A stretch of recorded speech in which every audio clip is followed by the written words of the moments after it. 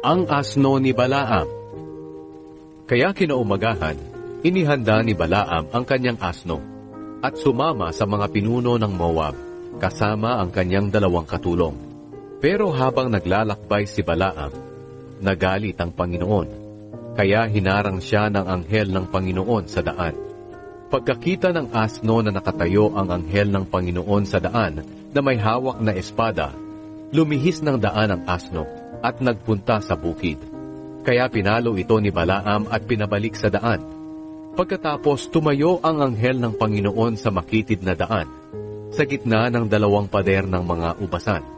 Pagkakita ng asno sa anghel ng Panginoon, sumiksik siya sa pader at naipit ang paa ni Balaam sa pader, kaya pinalo na naman ito ni Balaam. Pagkatapos, lumakad sa unahan ang anghel ng Panginoon at tumayo sa mas makitid na daan na hindi na talaga makakadaan kahit sa magkabilang gilid.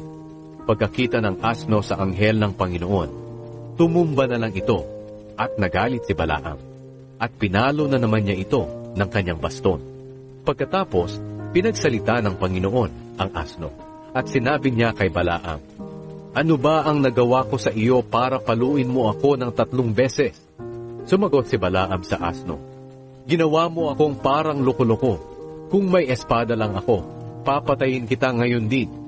Sinabi ng asno kay Balaam, "Hindi ba't ako ang asnong palagi mong sinasakyan? Umasal ba ako dati ng gaya nito?" Sumagot si Balaam, "Hindi." Pagkatapos ipinakita ng Panginoon kay Balaam ang anghel na nakatayo sa daan na may hawak na espada. Kaya nagpatira pa si Balaam. Nagtanong sa kanya ang anghel ng Panginoon, "Bakit mo ba pinalo ang asno mo ng 3 beses?"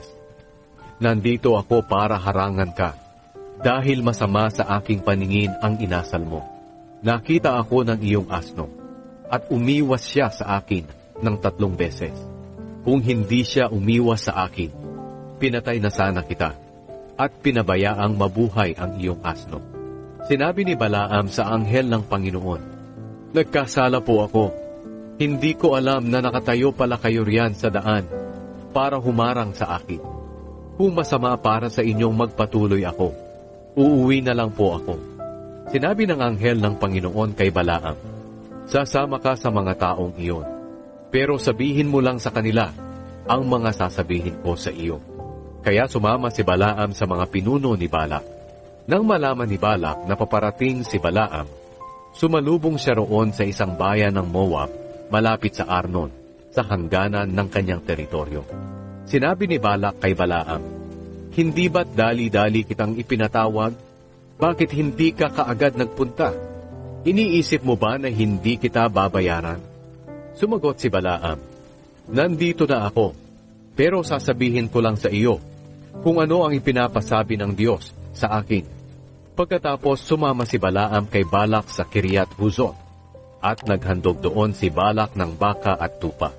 Ibinigay niya ang ibang mga karne kay Balaam at sa mga pinuno na kasama niya. Kinaumagahan, dinala ni Balak si Balaam sa Bamot Baad, at doon nakita niya sa ibaba ang buong mamamayan ng Israel.